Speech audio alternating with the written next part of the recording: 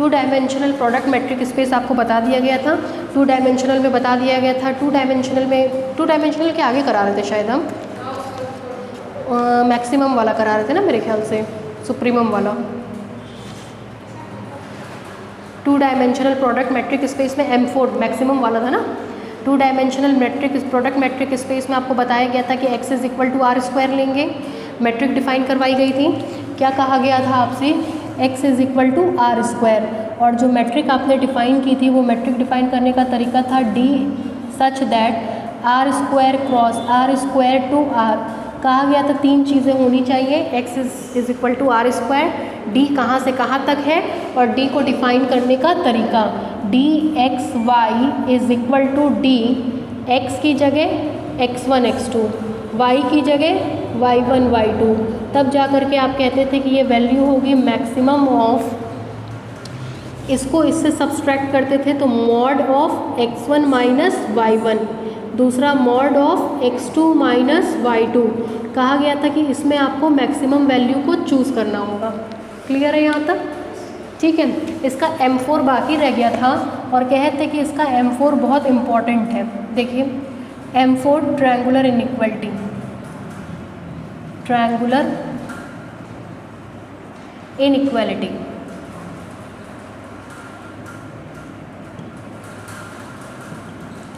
कितने एलिमेंट्स लेते हैं इसमें? तीन। कौन कौन से?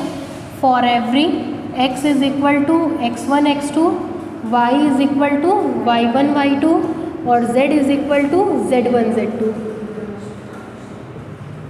Belongs to, very good, R square. ठीक है। देन देखिएगा हम करेंगे क्या, हमको प्रूफ करना होता है D x Y less than और equal to D x Z plus D Z Y. क्यों? इन्हें प्रूफ करना होता है। इसको हम दो पार्ट में स्प्लिट कर देंगे। दो पार्ट में स्प्लिट करने का मतलब इसकी बारी बारी से अब हम वैल्यूज़ को फाइंड आउट करेंगे। देखिए बारी बारी से वैल्यूज़ को पहले हम डी एक्स जेड को फाइंड आउट कर रहे हैं। डी देखिएगा X Y is equal to, ध्यान दीजिएगा, D x Y is equal to, D x Y की डेफिनेशन निकालने के लिए देखिए डी एक्स वाई की डेफिनेशन में एक x1 माइनस y1 है, दूसरा x2 माइनस y2 है। तो एक्चुअली में हम करते क्या हैं, इन दोनों को बारी बारी से सॉल्व करते हैं। ठीक है, क्या बोले, इन दोनों को बारी बारी से सॉल्व करते हैं। तो चलिए सॉल्व कराइए। सबसे पहले हम इसको सॉल्व करेंगे, बहुत अलग तरीके का है इसलिए इम्पॉर्टेंट है। सबसे पहले हम x1 माइनस y1 को सॉल्व करेंगे। जब डी एक्स वाई होता है तो इंसर्ट किसको कराते हैं, z को। तो x1 y1 होगा तो इंसर्ट कराएंगे z1 को। ठीक है, is equal to x1 minus z1 plus z1 minus y1। Clear? Less than और equal to x1 minus z1 plus z1 minus y1 mod of a plus b की value से। Since mod of a plus b is less than और equal to mod of a plus mod of b। ठीक है, clear? अब देखिए less than और equal to, बहुत important चीज़ बता रहे हैं। मान लीजिए x1 माइनस z1 की वैल्यू है 4, z1 माइनस y1 की वैल्यू है 6, x2 माइनस z2 की वैल्यू है 3, z2 माइनस y2 की वैल्यू है 5। सोचिएगा बस, आपके पास लिखा है x1 minus z1 plus z1 minus y1।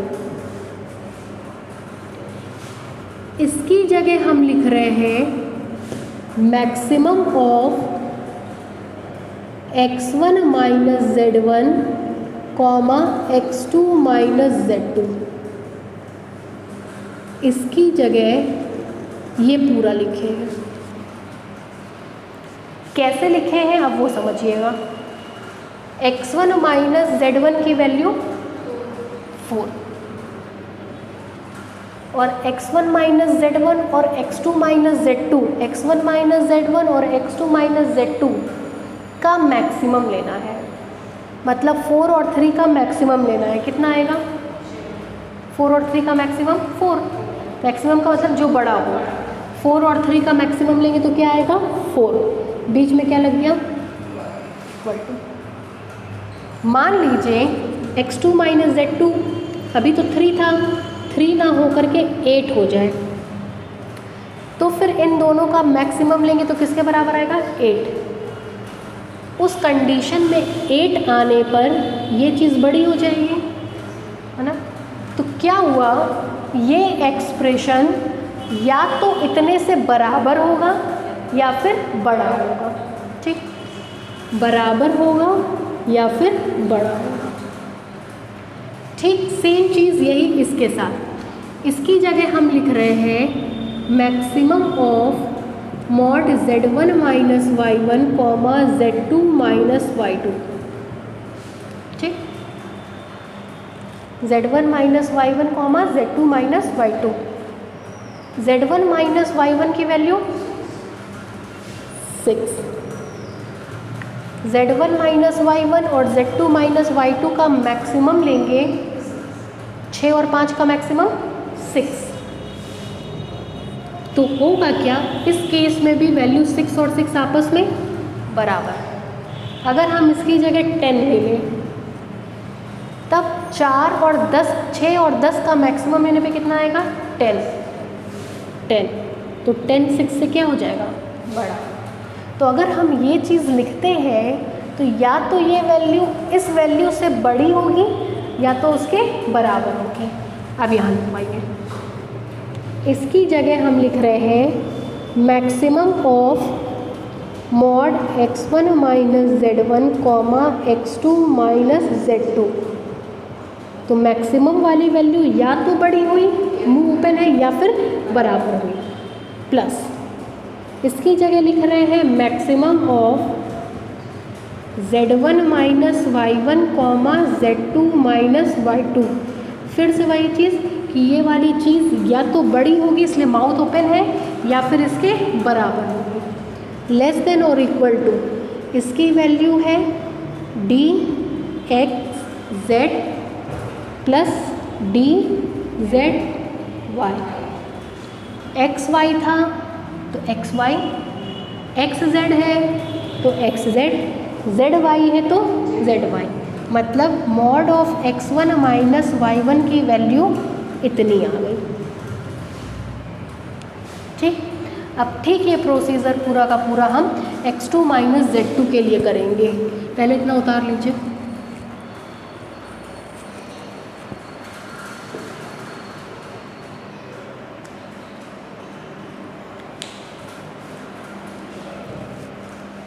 अभी तो बेला में क्या दिक्कत आएगी मेट्रिक स्पेस पढ़ाने की, कोई टीचर है ही नहीं वहाँ। जब जीपी सर ने छोड़ा था तब भी बहुत हल्ला हुआ था, अब कौन पढ़ाएगा अब कौन पढ़ाएगा। चूँकि एनालिसिस मेरा स्ट्रॉन्ग पॉइंट था तो हम उठाए थे और रिस्पॉन्स भी बहुत अच्छा किया था। अब फिर एक बार दिक्कत आएगी कि कौन पढ़ाएगा।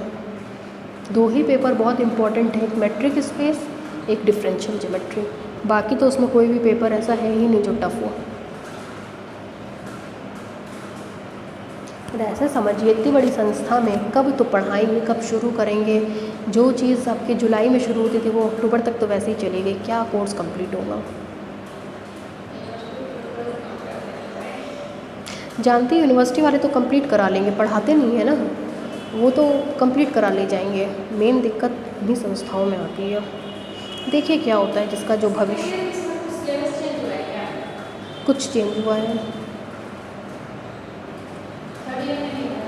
अभी तक तो नहीं कोई खबर है।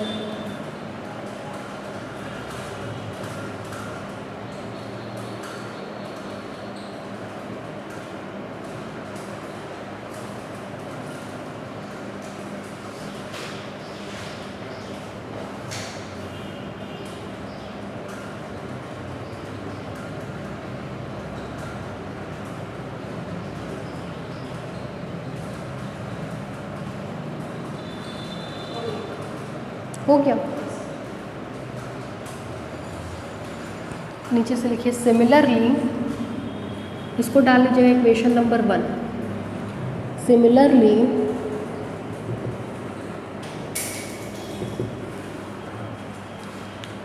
सिमिलरली अब सेम यही प्रोसीजर हम mod of x2 minus y2 के लिए करेंगे।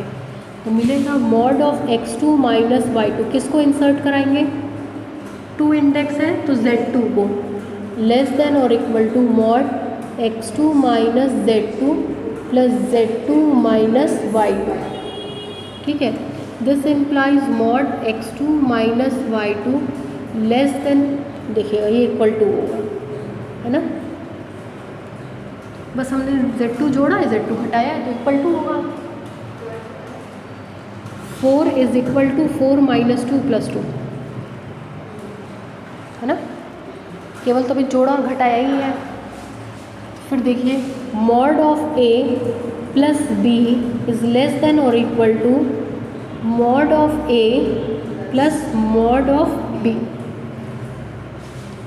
ठीक, फिर पूरी यही चीज़ मैक्सिमम के साथ ये चीज़ लिखेंगे, तो मैक्सिमम वाला या तो बड़ा होगा या तो बराबर होगा। This implies that less than और इक्वल टू मैक्सिमम ऑफ, यहाँ पे 1 था तो हमने अपने मन से 2 को ले लिया था, यहाँ 2 है तो अपने मन से 1 को ले लेंगे। x1 minus z1 comma x2 minus z2, ठीक, plus maximum of mod of 2 है तो z1 minus y1 comma z2 minus y2। ठीक है, इतने में कोई दिक्कत? क्लियर है यहाँ तक? फिर देखिए this implies mod of x2 minus y2 is less than और इक्वल टू, इतने की जगह dxz प्लस dzy, इसको मान रहे इक्वेशन नंबर 2। उतारिए,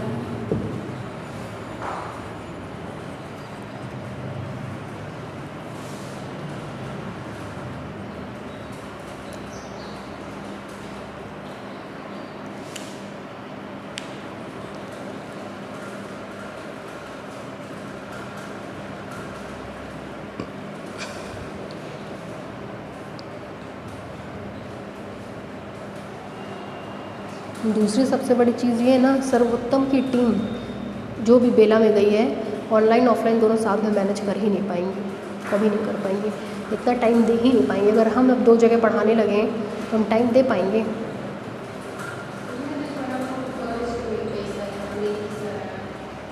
मेन चक्कर क्या, कॉलेज के सर का कोई फ़ायदा नहीं है ना, पेपर तो हमेशा यूनिवर्सिटी में ही बनता है। तो जो यूनिवर्सिटी में है उसको तो आइडिया है पेपर कैसा बनेगा। अच्छा ये बताइए, सेकेंड ईयर में अमित सर का पेपर एकदम मैच नहीं किया था, अमित सर का पूरा पेपर मैच नहीं किया था, कॉलेज में ही तो है। कम ही तो कॉलेज में ही तो पढ़ाते हैं, कम मैच किया ना। चक्कर क्या है, जिसके हाथ में यूनिवर्सिटी का गोइंग है, आना जाना है, उसी का पेपर मैच करेगा, उसी को आइडिया है ही कि पेपर में क्या आएगा। और हम कह रहे हैं हमको पता है ना क्या आएगा, हमको पता है ना क्या आएगा पेपर में, इसलिए हम कॉन्फिडेंट हैं। 3rd ईयर का पूरा मैच किया था, सेकेंड ईयर का तो हुआ ही नहीं ढंग से, 3rd ईयर का पूरा मैच किया था, पूरा पेपर मैच किया था, मैट्रिक स्पेस डिफरेंशियल ज्योमेट्री। अगर हम कॉन्फिडेंट नहीं होते तो हम शुरू ही नहीं करते, हम कॉन्फिडेंट थे तभी हम शुरू कर लिए ना। हो गया। अगर आपको ध्यान आ रहा हो तो बताया गया था कि सेम चीज़ों का मैक्सिमम सेम चीज़ के बराबर आता है। जैसे 2 का मैक्सिमम लेंगे तो 2 के बराबर, 3 का मैक्सिमम लेंगे तो 3 के बराबर, 4 का मैक्सिमम लेंगे तो 4 के बराबर। तो अब हम क्या करेंगे, इक्वेशन नंबर 1 और 2 का मैक्सिमम लेंगे, तो LHS का मैक्सिमम LHS में लेंगे, RHS का मैक्सिमम RHS में लेंगे। तो जब LHS का मैक्सिमम लेंगे तो आएगा मैक्सिमम ऑफ, LHS का पहला टर्म है x1 माइनस y1 और दूसरा टर्म है x2 माइनस y2। जब हम RHS की बात करेंगे तो दोनों तरफ RHS में सेम चीज़ लिखी है, और अभी हम जिक्र कर रहे थे कि सेम चीज़ का सेम चीज़ से मैक्सिमम लेने पर सेम चीज़ मिलती है। तो लेस देन और इक्वल टू ये सेम चीज़ मिलेगी dxz प्लस dzy, और ये वैल्यू x और y है तो मिल जाएगा dxy लेस देन और equal to dxz plus dzy, है ना। लिखिए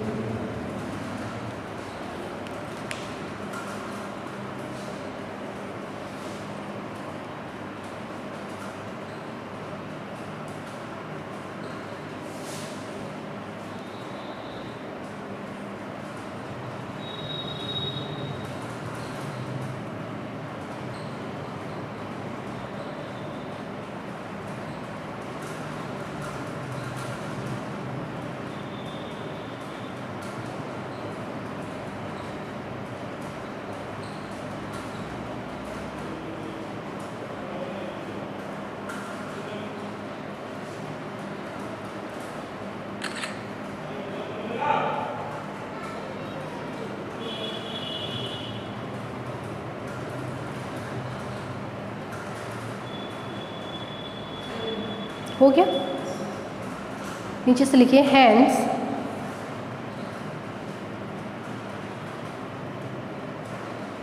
triangular inequality property, hence triangular inequality property holds good.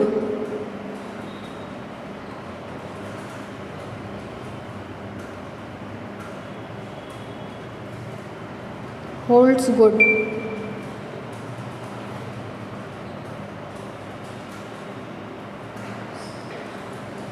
नीचे से लिखिए from above 4 cases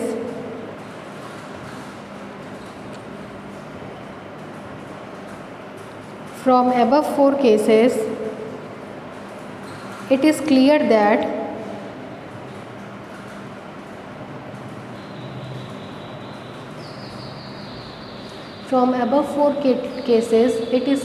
that D forms a metric on R square. D forms a metric on R square known as two-dimensional metric,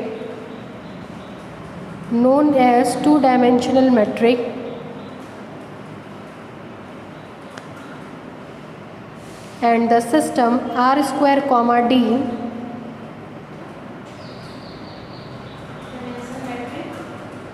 two-dimensional metric and the system R square comma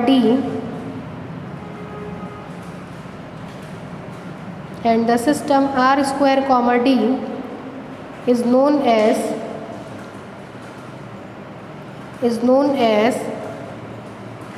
two-dimensional metric space.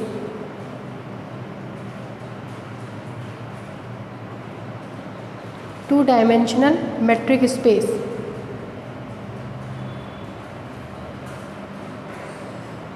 हो गया। Next लिखिए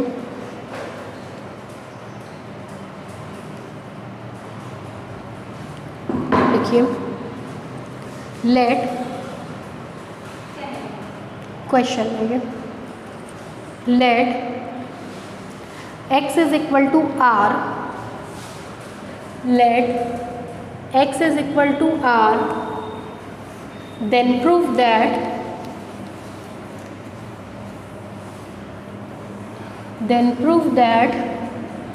the mapping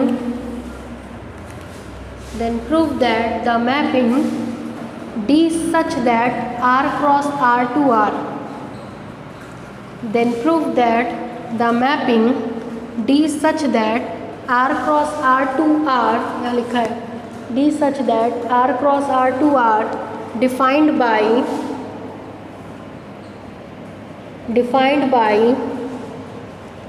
dxy is equal to mod x square minus y square for every x comma y belongs to R.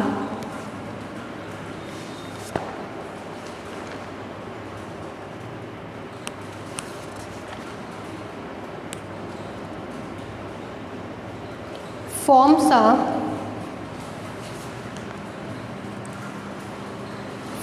a pseudometric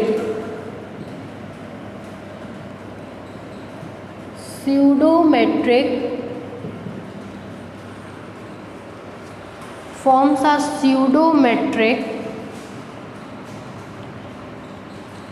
on capital R. Forms are pseudometric on capital R. ठीक है, pseudometric अभी बताए नहीं है ना, अभी तक pseudo नहीं बताया एक बार भी। अभी तक हम आपको बताए हैं यूजुअल, डिस्क्रीट, यूक्लिडियन, 2 डायमेंशनल। ठीक है, हेडलाइन डालिए नीचे उसके, pseudometric स्पेस, ऐसे डब्बा बना लीजिए बड़ा सारा। पहले अब हम pseudo को मेंशन करा रहे हैं और लगा लीजिएगा वेरी मोस्ट इम्पॉर्टेंट। ये थ्योरम भी और ये डेफिनेशन भी, पहले pseudo बताएंगे उसके बाद बताएंगे। ठीक है, देखिए pseudometric और सेमी मेट्रिक स्पेस दोनों एक ही चीज़ है। सेमी मेट्रिक स्पेस, pseudometric और सेमी मेट्रिक स्पेस, pseudometric और सेमी मेट्रिक स्पेस।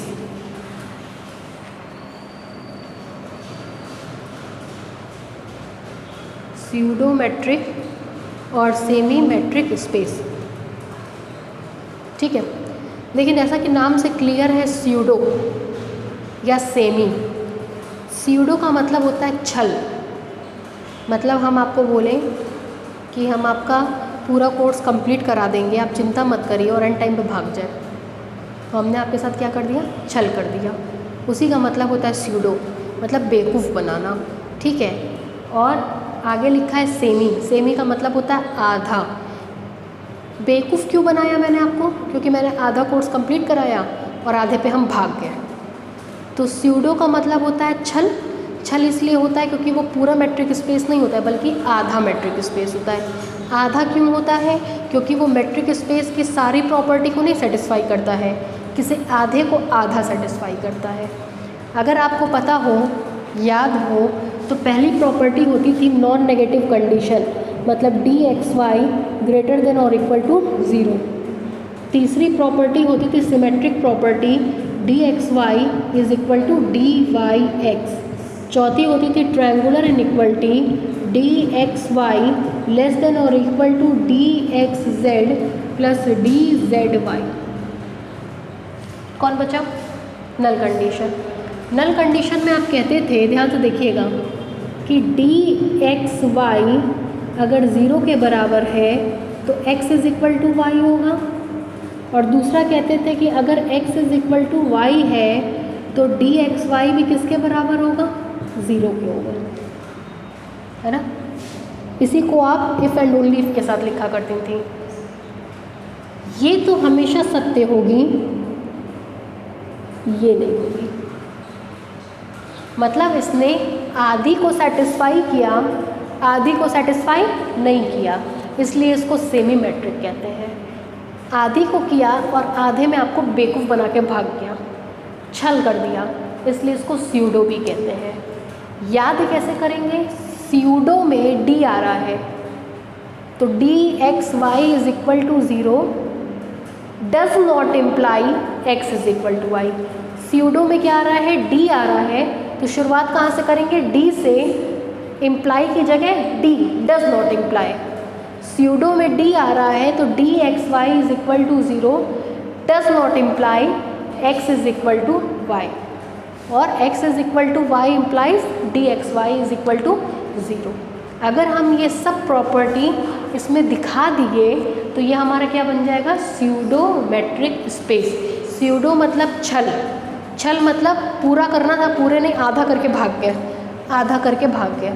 या सेमी मतलब आधा ही सेटिस्फाई किया, आधा सेटिस्फाई नहीं किया, इसलिए इसको स्यूडो या सेमी मैट्रिक स्पेस कहते हैं। स्यूडो में d है तो dxy does not equal to x is equal to y. ठीक है, लिखिए, late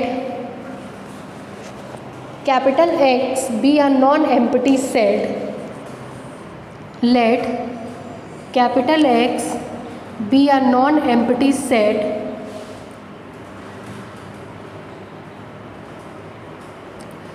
then a real valued function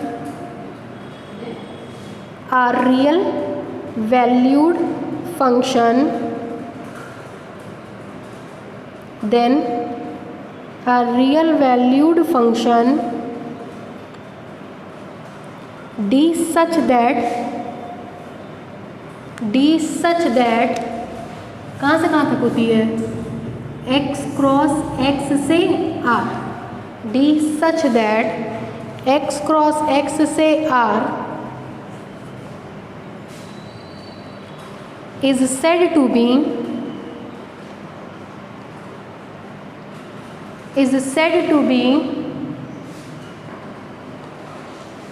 pseudometric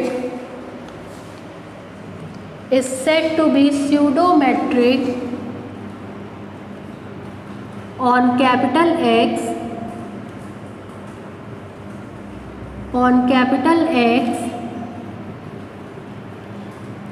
if the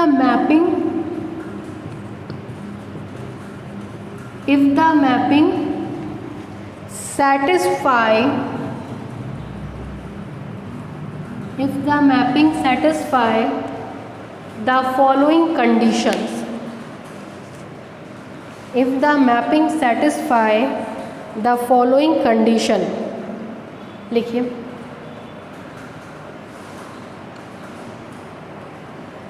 condition 1 2 3 4 करके सब।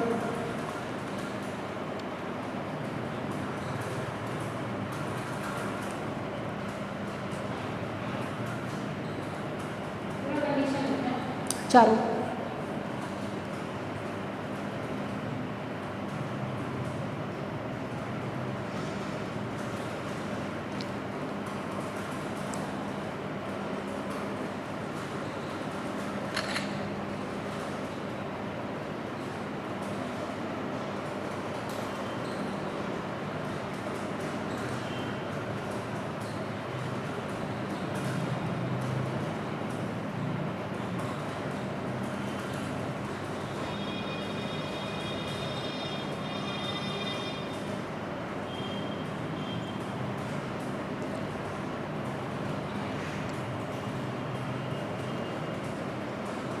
हो गया।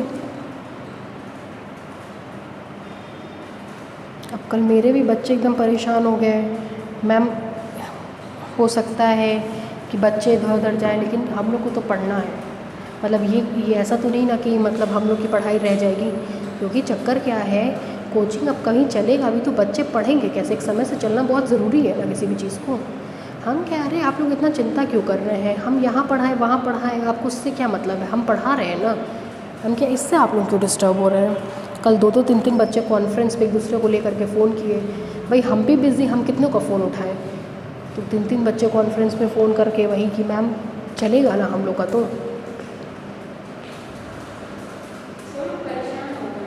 हम क्या नहीं चलना होता तो हम शुरू ही नहीं करते, चलेगा तो है ही। ऐसे में क्या करना चाहिए, शांति से जहाँ पढ़ रहे हैं पढ़िए, कोर्स कंप्लीट करिए और घर बैठे आराम करिए।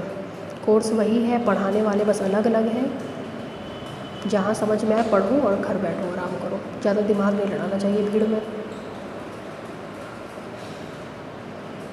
दिवाली के बाद आपका शुरू होगा कॉलेज कोचिंग, कॉलेज हॉस्टल उसके पहले अलॉट नहीं होगा, दिवाली के बाद ही मिलेगा।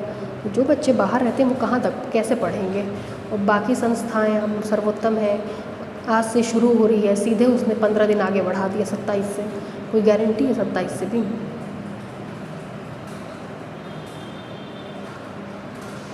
और जो बच्चे रजिस्ट्रेशन कराएं उनका क्या हो रहा है सर्वोत्तम में, वो क्या कर रहे हैं इस समय।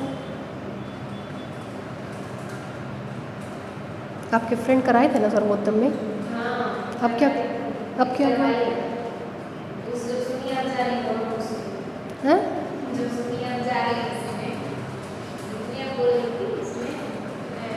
नहीं तो शुरू होगा तब ना, हमको तो उम्मीद नहीं है कि शुरू होगा। तब पैसा उन लोग का वहीं पड़ा रजिस्ट्रेशन का कि फ्री ऑफ कॉस्ट रजिस्ट्रेशन कराएंगे। आइडिया है आपको, जैसे फ्री ऑफ कॉस्ट रजिस्ट्रेशन कराई है, रजिस्ट्रेशन का तो कोई पैसा था नहीं, तो फीस जमा कर दी उन्होंने सर्वोत्तम ने, 700 जमा की है। तब कब से क्लास चलेगा उनके यहाँ, तब पैसा उनका।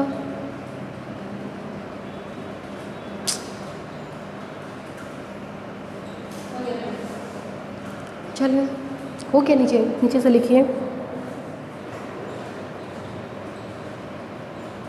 In this case,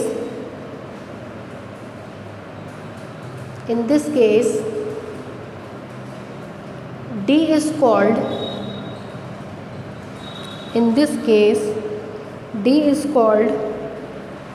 pseudometric. In this case, D is called pseudometric on capital X. Pseudometric on capital X, and the system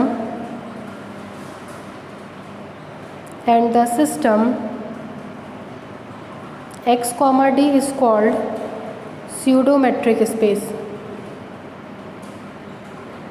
and the system X comma D is called pseudometric space.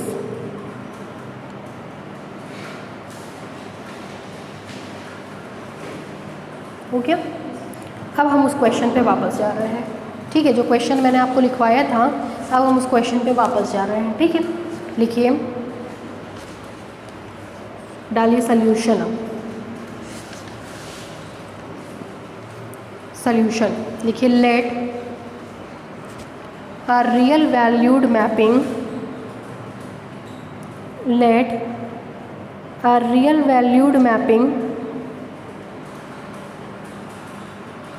D such that R cross R to R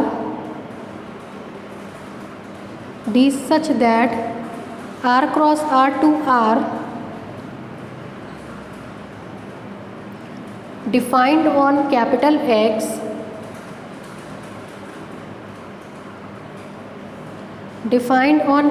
X such as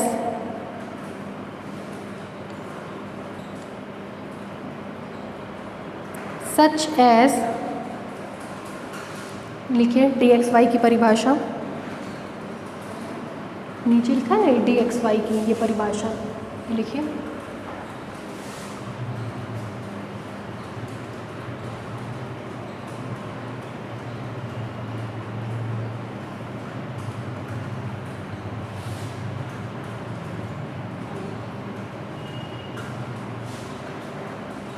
हो गया।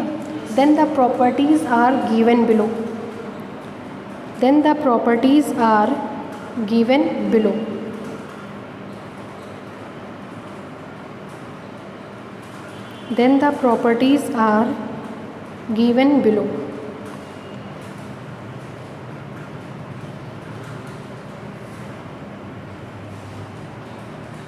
हो गया, नीचे से लिखिए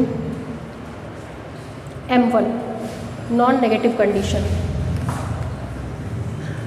हम वो मिटा नहीं रहे, उसी के तर्ज पे आपको प्रूफ करके दिखाएंगे। M1 non negative condition. X और वाई कहाँ के मेंबर है, ब्लैक बोर्ड पे लिखा है, देखिए। एक्स और वाई कहाँ के मेंबर है, रियल नंबर के, है ना। लिखिए, कितने एलिमेंट्स लेते हैं नॉन नेगेटिव में, लीजिए। लिखिए, for every x comma y belongs to capital R,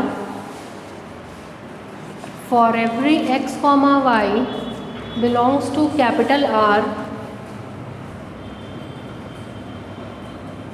comma we have, लिखिए ब्लैक बोर्ड पे,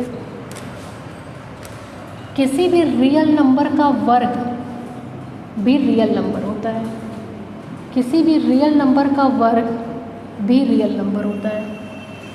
दो रियल नंबर को घटाएंगे तब भी रियल नंबर मिलेगा। और आपको पता है कि किसी भी नंबर का अगर मॉड वैल्यू लेते हैं हमेशा ग्रेटर देन और इक्वल टू 0 होता है। This implies that dxy greater than और इक्वल टू, लिखिए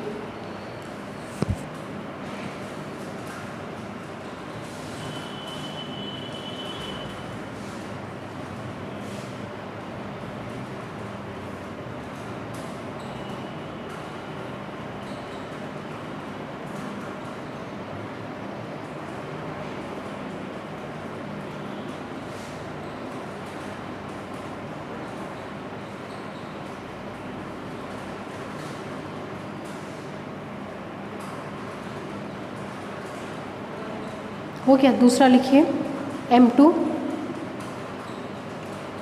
नॉन नेगेटिव कंडीशन,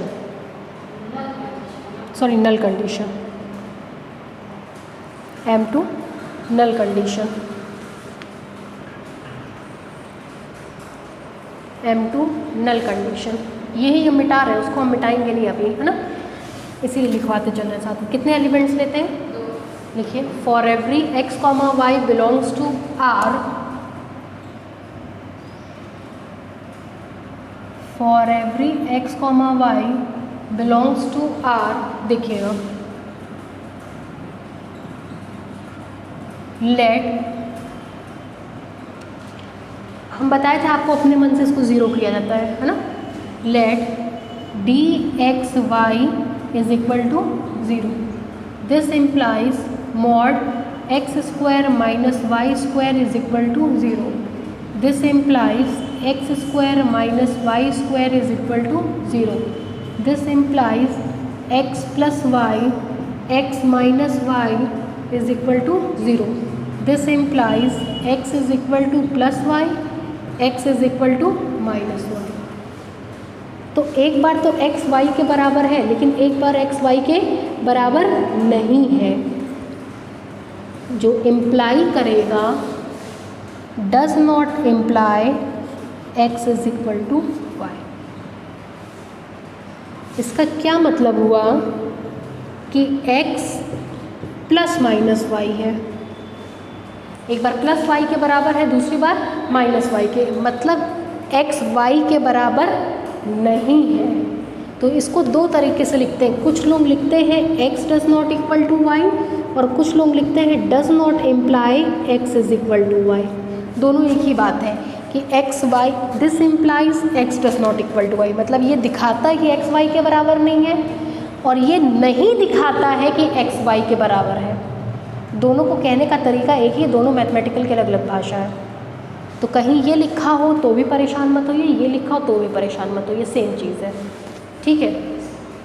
फिर देखिए उल्टा पार्ट ऐसा कर रहे हैं, कन्वर्सली अगर x is equal to Y होगा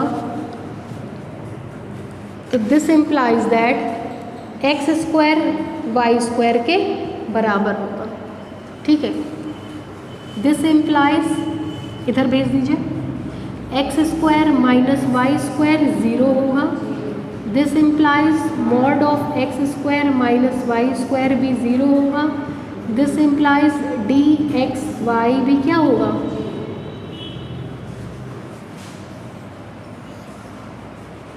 सेकेंड पार्ट प्रूफ कर दिया, लिखिए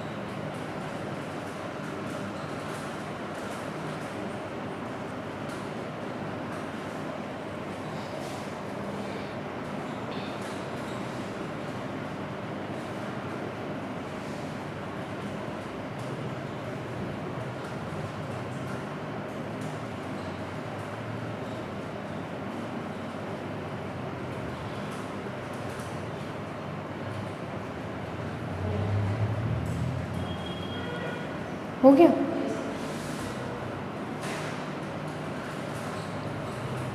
चलिए नेक्स्ट लिखिए, हैंस वही बात नीचे से लिख लीजिए, ये दोनों line, dxy is equal to 0 does not implies x is equal to y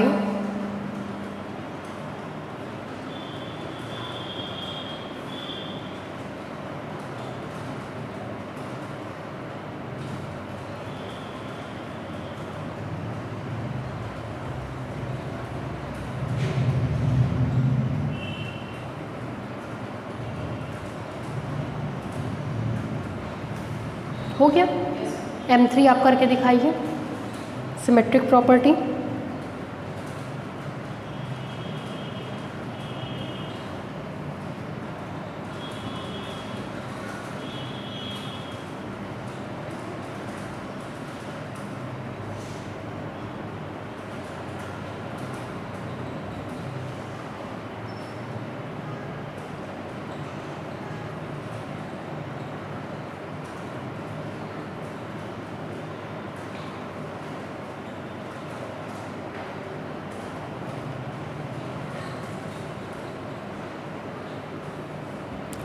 क्या करेंगे, x को y से, y को x से रिप्लेस कर देंगे। क्यों?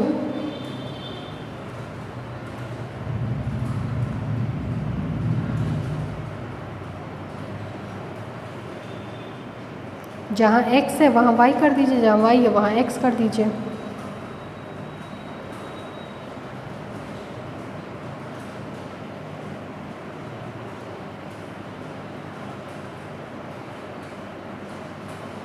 समझ गई? देखिए, dxy is equal to mod x square minus Y square, mod a minus B is equal to mod b minus A. तो सीधे सीधे dy x, dxy is equal to dy x for every x comma y belongs to capital R।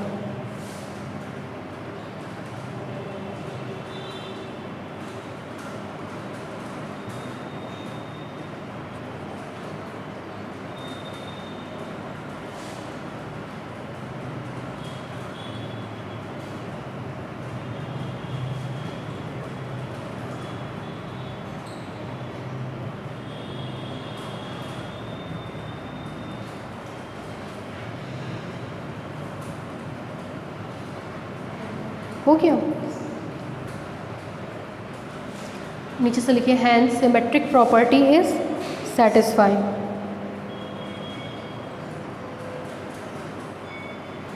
Hence symmetric property is satisfied.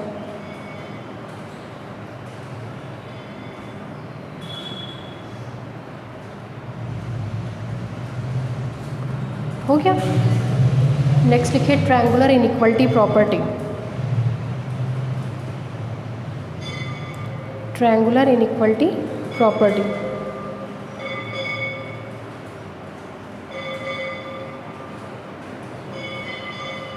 करिए।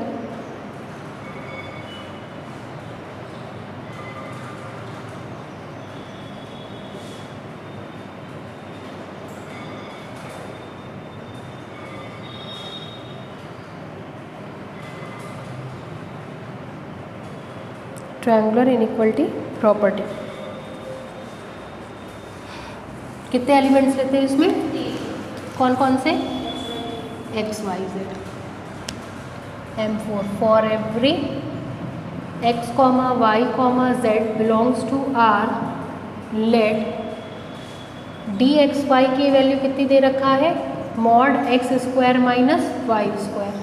किसको insert कराएंगे? z को। X square के form में है तो minus Z square plus Z square minus Y square. Mod of A plus B less than और equal to mod of A plus mod of B less than और equal to D x z. X square minus Y square था तो d x y, x square minus Z square था तो d x Z plus dz y, ये dxy की value है।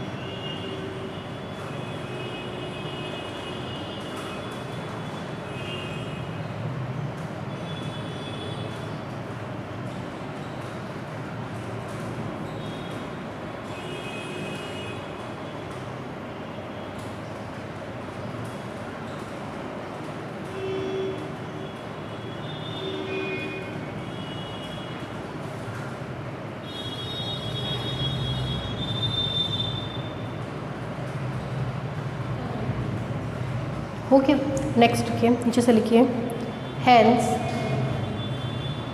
From above four properties, hence from above four properties it is clear that from above four properties it is clear that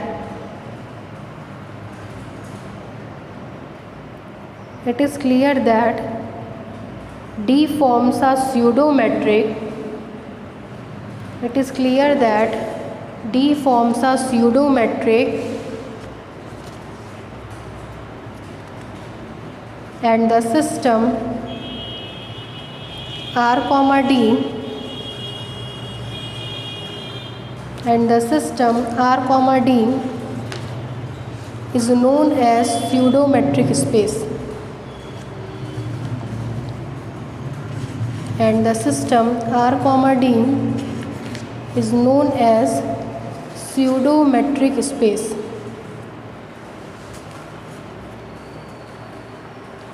हो गया? एक homework लिखिए, एक्लूडियन की तरह बता रहे हैं होमवर्क, ठीक है? लिखिए, let question, let x is equal to R square, let x is equal to R square, then a mapping,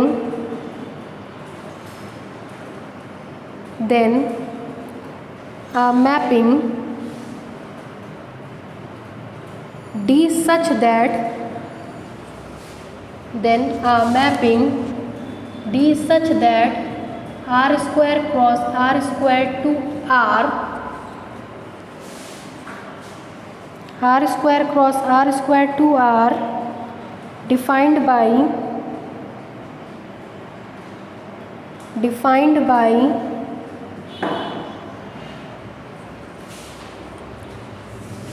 dxy is equal to mod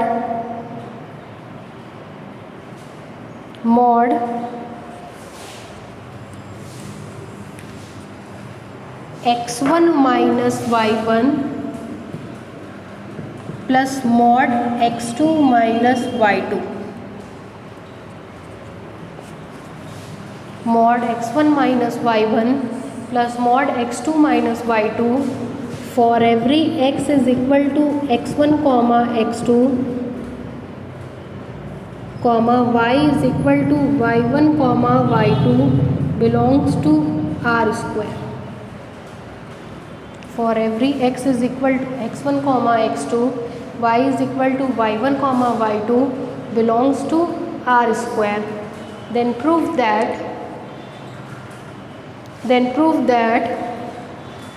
D forms a metric on R square.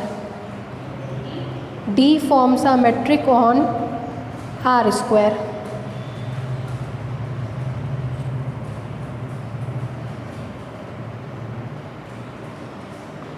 D forms a metric on R square.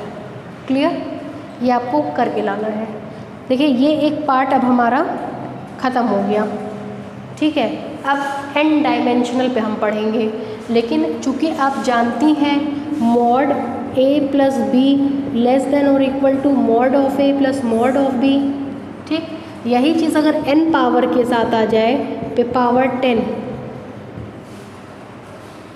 तो हम नहीं जानते हैं, है ना। तो n dimension में जैसे जैसे पावर बढ़ता रहता है उसके एप्लीकेशन हम नहीं जानते हैं। तो उस चीज़ को सॉर्ट आउट करने के लिए मिन्कोवस्कीज़ ने अपना रूल दिया। किसने दिया? मिन्कोवस्कीज़ ने, ठीक। लिखिए, हेडलाइन डालिए। मिन्कोवस्की ने अपना n डायमेंशनल में फॉर्मूला दिया जिसकी हेल्प से हम n डायमेंशनल मेट्रिक स्पेस की ही स्टडी कर पाएंगे, ठीक है। हेडलाइन डालिए, Minkowski's inequality. Minkowski's inequality.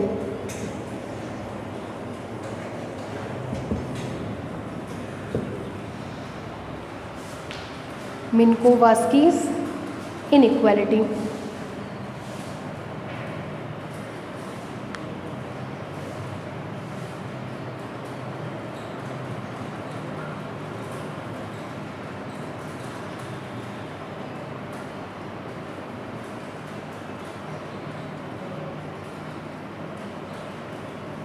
Minkowski's inequality. Clear है? लिखिए, पहले देख लीजिए ब्लैक बोर्ड पे, बाद में लिखिएगा। पहली चीज़ तो मिन्कोवस्कीज़ कितने डायमेंशनल पे लगेंगे? n डायमेंशनल, ठीक है। पहली चीज़ मिन्कोवस्कीज़ कितने डायमेंशनल पे लगेंगे? n डायमेंशनल पे। लिखिए ज़रा सा, देखिए पहली प्रॉपर्टी ये n डायमेंशन पे लगता है। दूसरी प्रॉपर्टी ये रियल प्लस कॉम्प्लेक्स दोनों में काम करता है। हालांकि कॉम्प्लेक्स नंबर हम बताए थे कि हमको पढ़ना नहीं क्योंकि हम रियल लाइफ को कंसीडर करके चल रहे हैं, लेकिन हम आपके जानकारी के लिए बता रहे हैं कि ये रियल और कॉम्प्लेक्स दोनों नंबर पे लगता है, ठीक है। लिखिए, late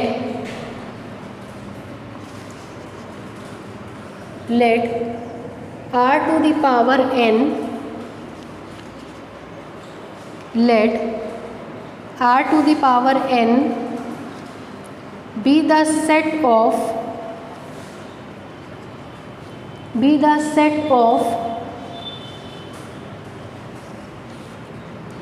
small n, be the set of small n tuples. Tuple आपको बताए थे ना, इसको कहते हैं ऑर्डर्ड पेयर को।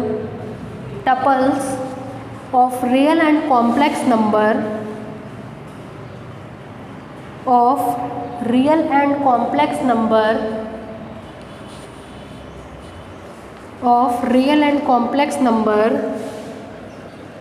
such that x is equal to x1 x2 x3 dash dash dash xn, y is equal to y1 y2 y3 dash dash dash yn belongs to. चूँकि ordered pair में n मेंबर्स है तो n tuples का होगा, r to the power n का member होगा। क्यों? 2 होते हैं तो a क्रॉस b का होता है, 3 होते हैं तो a cross b cross c का होता है, 4 होते हैं तो 4 का होता है, n है तो n का मेंबर होगा।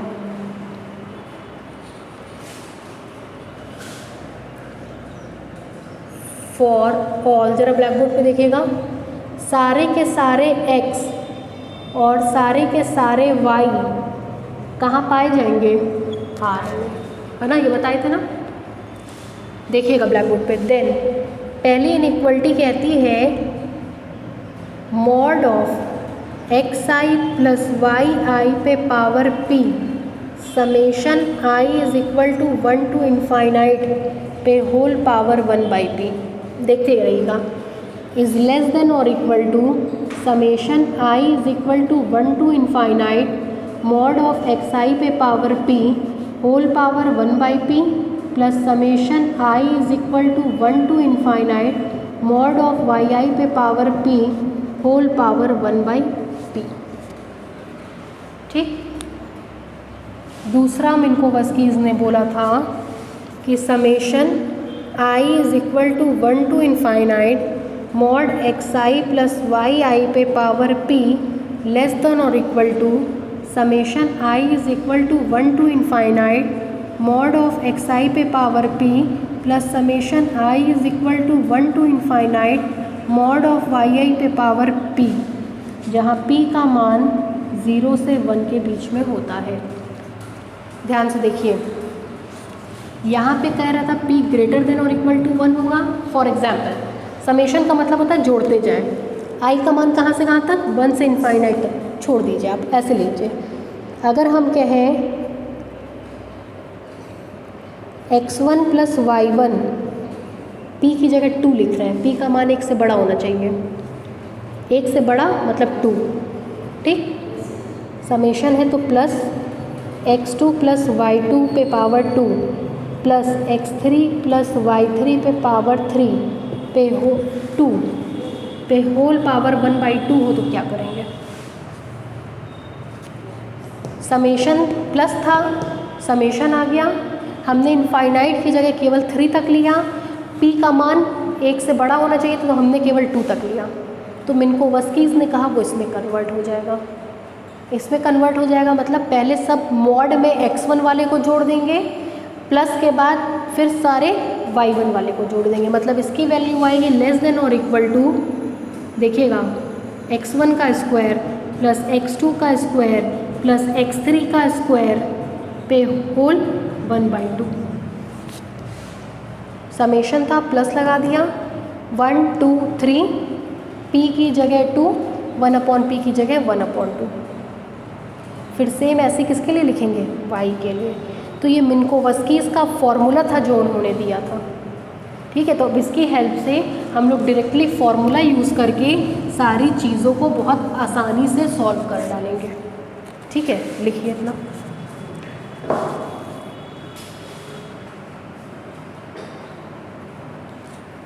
और ये कंडीशन है कि यहाँ पे p का मान ग्रेटर देन और इक्वल टू 1 होगा, यहाँ पे p का मान 1 से छोटा, 1 से छोटा मतलब 1 बाई 2, 1 बाई 3, 1 बाई 4, 1 बाई 5, और यहाँ पे p का मान 1 2 3 4 5 6 7 8 9 10।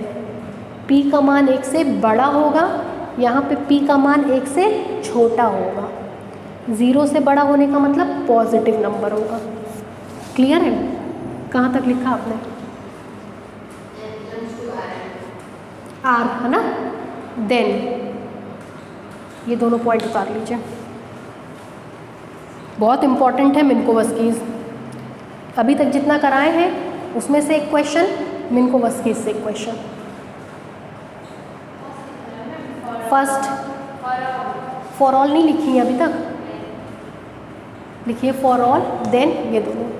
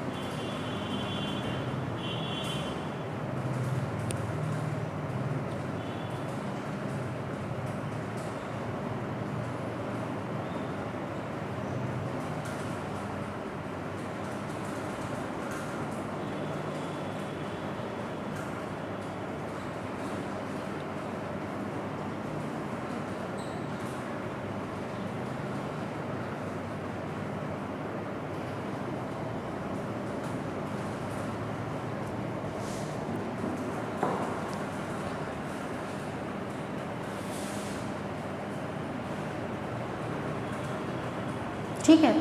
इसके बाद एक है अनदर फॉर्म, वो कल बताएंगे और कल ही उसका हम आपको एप्लीकेशन देंगे, ठीक है।